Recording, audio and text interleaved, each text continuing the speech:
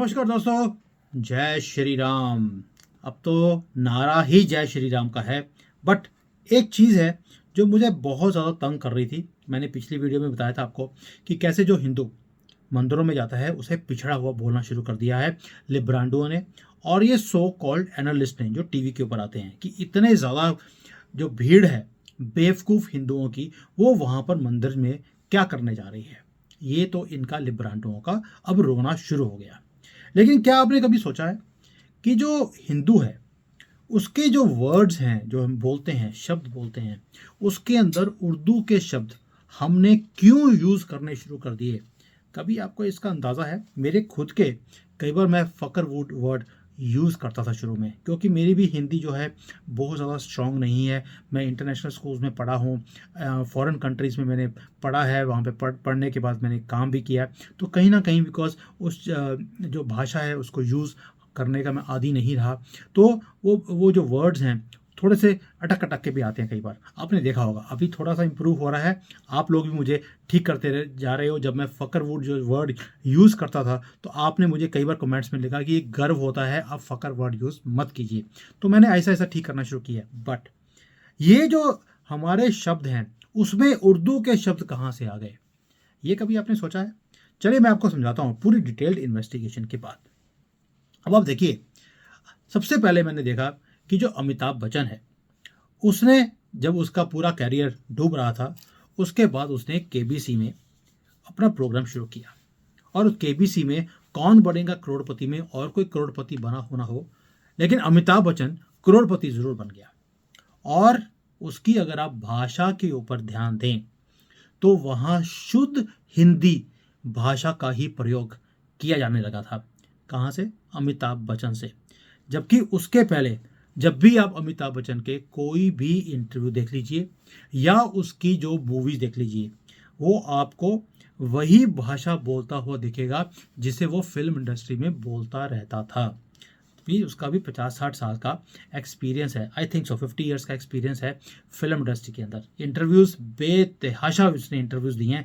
उसकी भाषा में इंग्लिश, उर्दू के वर्ड्स उतने ही होते हैं जितने आप और मैं बोलते हैं। और जिसे लोग उर्दू की जगह हमने बोलना शुरू कर दिया था कि उर्दू नहीं है, ये हिंदी भी नहीं है, ये हिंदवी है।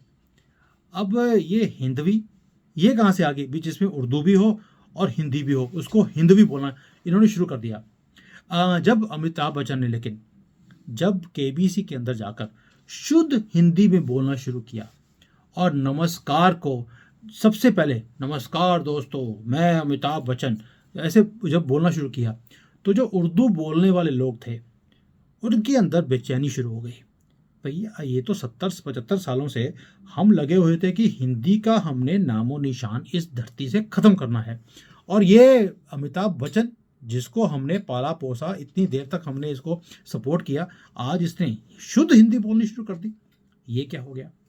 अब अपने आसपास भी देखिए, अब उसका अनुभव आप कीजिए। मैं आपको अपना अनुभव भी बताता हूँ कि लोग कहते थे उस वक्त पहले भी कि, और अभी भी बोलते हैं अमिताभ बच्चन को केबीसी में देखते हुए कि देख रहे हो ये अमित, वाह इसकी कौन, अमिताभ बच्चन साला कितना सेकुलर बनना शुरू हो गया, ये तो कॉम्युनल बन गया है, सेकुलर नहीं कॉम्युनल हो गया है ये।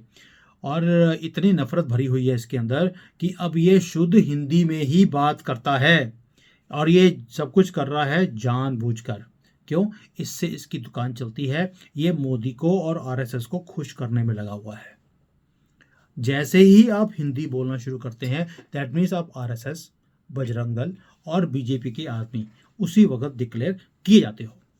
और दुनिया भर की उल्टी सीधी बातें लोगों ने अमिताभ बच्चन को सिर्फ इसलिए बोलनी शुरू कर दी क्योंकि उन्होंने उर्दू को छोड़ दिया और शुद्ध हिंदी में बात करना शुरू कर दिया। शुद्ध हिंदी में बात करना मतलब कि आप नफरत फैलाने की भाषा बोल रहे हो। समझ रहे हो ये क्यों हम इस चीज़ों में आते हैं? अब मैं आपको और डिटेल में समझाता हूँ। इतनी छोटी छोटी जो बातें हैं उससे हिंदू को कॉम्युनल, नफरती, ऐसी चीज़ों से घोषित किया जाने लगा था शुरू से ही। अब आपको याद होगा लता मंगेशकर थी हमारी एक, जिसको हम नाइटिंगेल क्वीन बोलते थे। जब नौशाद के पास वो गाने के लिए गई तो नौशाद ने उन्हें भगा दिया कि ये बोलकर कि तुम्हारा जो उर्दू बोलने का उच्चारण जो करने का तरीका है वो ठीक नहीं है, जाओ पहले उर्दू सीख कर आओ। और उसके बाद लता जी ने क्या किया, लता जी ने 3 साल उर्दू सीखी और फिर गाना शुरू किया। ब्राह्मण परिवार से आती हैं लता मंगेशकर, और हमारी लता जी, उनके पिताजी जो हैं और परिवार है वो मंदिरों में भजन गाते थे। वो भारत में काम पाने के लिए उर्दू सीख रही थी, सिर्फ इसलिए कि नौशाद को खुश करना था। और ये सब जब वो कर रही थी तो ये बहुत अच्छा काम था, वो उर्दू सीख रही है, और सेकुलर काम भी था कि आपको हिंदी भी आती है, आपको उर्दू भी आती है। और हमारे गानों में जितने भी गाने थे वो किस भाषा में लिखे जाते थे ये आपको भी याद है। उर्दू में लिखे हुए गाने जो होते थे, अगर लता जी संस्कृत में गाए, वही गाने अगर संस्कृत वर्ड्स में या हिंदी वर्ड्स में गाए होते तो उसमें उतनी मधुरता नहीं आती इनके हिसाब से, जितना उर्दू में लिखे हुए जो गाने हैं उसमें आती है। बस एक माहौल ऐसा तैयार किया गया पूरे के पूरे एक एक जनरेशन का, कि उर्दू में गाना और उर्दू में बोलना ही अच्छा है और बेहतरीन भी है। अगर कोई अंग्रेजी में गाना है तो उसमें वो मिठास नहीं है, अगर हिंदी में है तो वो मिठास नहीं है जो उर्दू के गानों में। ये हमारे दिमाग में चीज़ें डाली गई। जो फ्रेंच हैं, क्या वहाँ पर शायरी नहीं होती? क्या उसमें मिठास नहीं होती? क्या इंग्लिश गानों में मिठास नहीं होती? भाई सभी गानों में होती है, सभी भाषाओं में होती है, लेकिन यहाँ पर ऐसा ही माहौल क्यों बनाया गया कि हिंदी में वो मिठास नहीं है जो उर्दू में है? नहीं, ऐसा नहीं है। क्यों? क्योंकि नास्तिक होकर भी जो जावेद अख्तर हैं, उन्होंने आपको मुगलों की बनाई हुई भाषा की मिठास समझाने में और हिंदी को कम बताने में कोई कसर नहीं छोड़ी। और ये वो जावेद अख्तर हैं जो पाकिस्तान भी गए, वहाँ पर भी वो यही काम करते रहे, हिंदी नहीं उर्दू का ही इस्तेमाल करना वो पसंद करते हैं। और पाकिस्तानियों ने उन्होंने क्या किया? क्या पाकिस्तानियों की जो जगह है पाकिस्तान में, क्या वहाँ पर हिंदी का उच्चारण नहीं होता था 47 से पहले? बिल्कुल होता था, लेकिन उन्होंने पाकिस्तान बनते ही अपनी राष्ट्रभाषा उर्दू को घोषित किया, और ज़्यादातर लोग वहाँ पर उर्दू ही बोलते हैं, कोई और भाषा नहीं बोली जाती। और जहाँ जहाँ पर हिंदू नामों के कोई भी जगह थी, कोई दुकानें थीं, वो सबको बदल कर उन्होंने उर्दू में कर दिया था, किसी और चीज़ को किया नहीं। और हमारे भारत में हमारी ही भाषा को दूसरे दर्जे का दिखाया गया, पहले कांग्रेस की तरफ से, और बड़े ही आराम से इन्होंने हमारी फिल्म इंडस्ट्री के ऊपर, न्यूज़पेपर्स में, सबके अंदर इन्होंने ये हिंदी प्लस उर्दू का मिक्सचर करना शुरू कर दिया। आहिस्ता आहिस्ता हिंदी के वर्ड्स कम कर दिए, उर्दू के वर्ड्स को इंक्रीज करना शुरू कर दिया। और भारत के हिंदू इसी दौर में से गुजरे हैं। उनकी अपनी भाषा से लेकर सब कुछ हमारे से छीन लिया गया। किसने? कांग्रेस ने। और उन्होंने अगर कभी भी अपनी भाषा और संस्कृति को अपनाना भी चाहा हिंदुओं ने, तो उन्हें कॉम्युनल, नीच, जाहिल, बेवकूफ़ ऐसे ऐसे वर्ड्स के साथ कहकर संबोधित करने लगे थे पूरी कंट्री के लोग। और ये मामला इतना आगे बढ़ गया कि हिंदू स्वयं को हीन दृष्टि से वो देखने लग गया। वो हिंदी बोलने में शर्माने लगा और ये प्रयास करने लगा कि उसकी भाषा में अधिक से अधिक उर्दू के शब्द इस्तेमाल हों ताकि लोग उसे समझदार और काबिल समझें। इसीलिए इम्पोर्टेंस जो है वो उर्दू और इंग्लिश के वर्ड्स की, जो अंग्रेज़ी के वर्ड्स हैं, इसके ऊपर हमने बोलना शुरू कर दिया। हमारे पेरेंट्स भी जब हम इंग्लिश बोलते थे तो बड़े गर्व के साथ बोलते थे, देखिए इसकी भाषा कितनी अच्छी है। लेकिन अगर शुद्ध हिंदी कोई बोलता है तो उसे पिछड़ा हुआ बोला जाता है। अब आप मोदी जी के साथ देख लीजिए, मोदी जी पूरी शुद्ध हिंदी बोलते हैं तो लोग हंसते थे, और चाय वाला, इसको तो इंग्लिश भी नहीं आती, ये अब हमारे देश को बाहर जाके कैसे रिप्रेजेंट करेगा, हमारी नाक कट जाएगी। लेकिन क्या आपने पुतिन को कभी भी, या शी जिनपिंग को, या जो मिडल ईस्ट के कंट्रीज़ हैं, क्या इनको कभी आपने इंग्लिश बोलते सुना है? वो अपनी मातृभाषा में बोलते हैं तो हम बोलते हैं देखिए ये अंग्रेजी नहीं बोलता, ये अपनी भाषा में बोलता है। लेकिन अगर हिंदू अपनी भाषा में बोलता है तो बोलते थे पिछड़ा हुआ, चाय वाला, ये हमें क्या रिप्रेजेंट करेगा। वो रिप्रेजेंट अपनी भाषा में करें तो बहुत अच्छा है, लेकिन हम करें तो छोटे हैं। आप सोच रहे हो कैसे कैसे ये हीन भावना हमारे दिमाग में डाली गई। ये हीनता बड़ी ही गहरी है, क्योंकि हिंदू जय श्री राम चिल्ला के कहता है तो वो कॉम्युनल हो जाता है, और अल्लाह अल्लाह चलाने वाले, ये कहने वाले दूसरों जो बोलते हैं वो दूसरों को सलामती भेजने वाला माना जाता है। लेकिन अगर आप जय श्री राम बोलते हैं किसी को मिलते हुए तो लगता है ये कॉम्युनल है। दोस्तों, जो ये हीनता है हमारे हिंदुओं के अंदर, ये बहुत गहरी है। क्योंकि हिंदू जो है जब जय श्री राम ये बोलता है, कहता है, तो वो कॉम्युनल हो जाता है उसी वक्त। हमारा मीडिया बोलना शुरू कर देता है ये तो कॉम्युनल वर्ड है। आपने ममता बनर्जी हो, राहुल गांधी हो, उनके सामने जब भी किसी ने जय श्री राम बोला तो इन्होंने बोला इनको पकड़ के अंदर कर दो, इसकी हिम्मत कैसे होगी, इसने ये कॉम्युनल वर्ड बोल दिया। लेकिन अल्लाह अकबर बोलने वाले जब वो बोलते हैं दैट मीन्स कि वो तो सलामती भेज रहे हैं आपको। ये हमारे दिमागों में शुरू से बिठाया गया। लेकिन अब हिंदू है कि समझता ही नहीं है, वो तो कहता है कि मैं कॉम्युनल तो कॉम्युनल सही, मैं जय श्री राम बोलूँगा और गर्व के साथ बोलूँगा।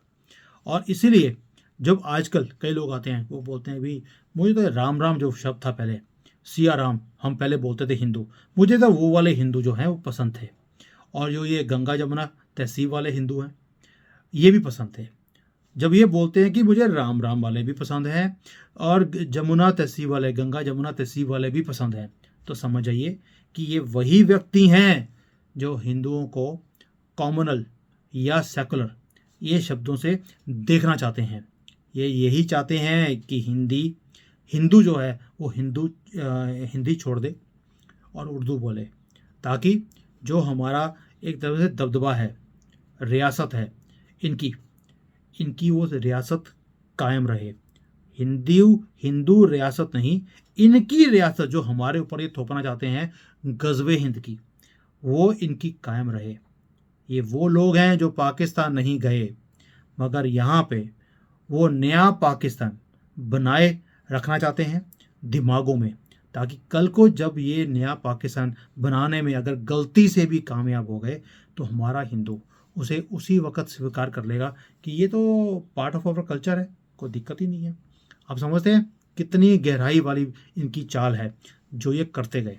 और उर्दू का उदाहरण जो मैंने दिया आपको, ये बहुत छोटा उदाहरण है जो मैंने दिया।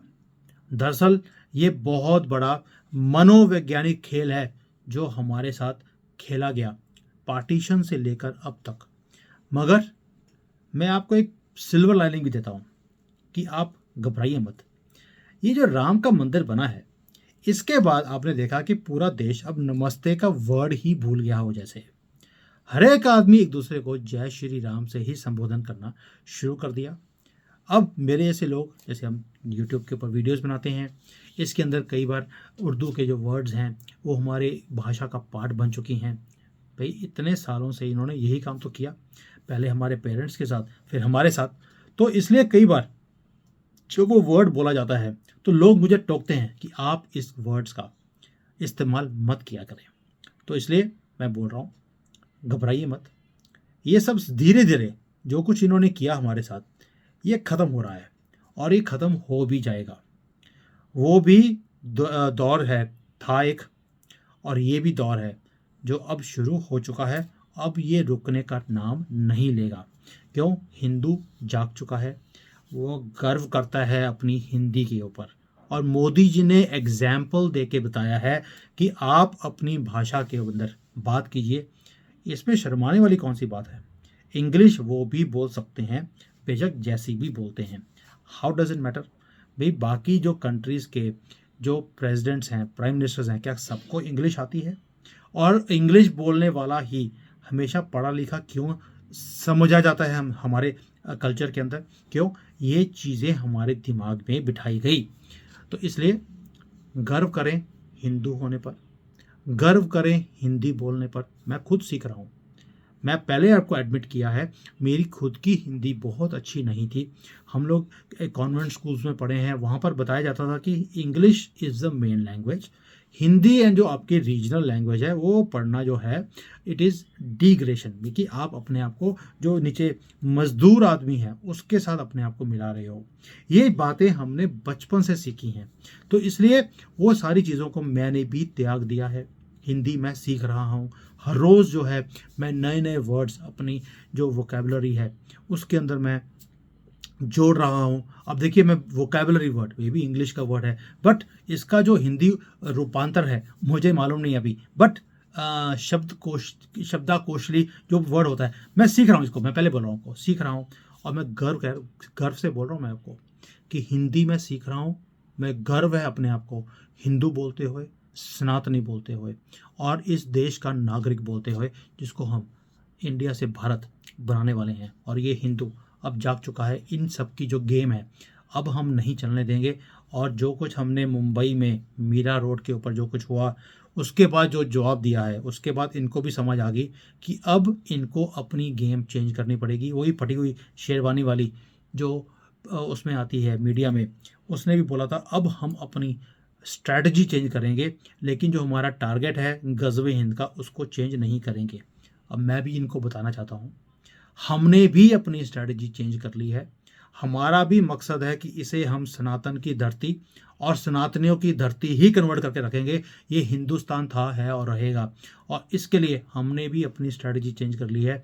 अब हम गर्व से जय श्री राम बोलेंगे। आपको बुरा लगता है, भाड़ में जाओ, हमें परवाह नहीं है। हम जय श्री राम बोलेंगे, हिंदी भी बोलेंगे और हिंदी का उच्चारण भी करेंगे, और आप हमारे पर हंसोगे, हम डबल आपके ऊपर हंसेंगे, क्योंकि आपके ऊपर हंसने के लिए हमारे पास मटेरियल बहुत ज़्यादा है। आप तो हर रोज़ ही हमारे लिए क्रिएट करते हो। दोस्तों, ऐसे ही इन लबरांडों की बजाते रहिए, शेयर करते रहिए और गर्व से बोलिए भारत माता की जय, जय Shri Ram. Hi there. If you liked the video, please don't forget to smash the like button, subscribe to our channel, and activate the bell icon so that you receive all notifications whenever we upload a new video. Thanks for watching.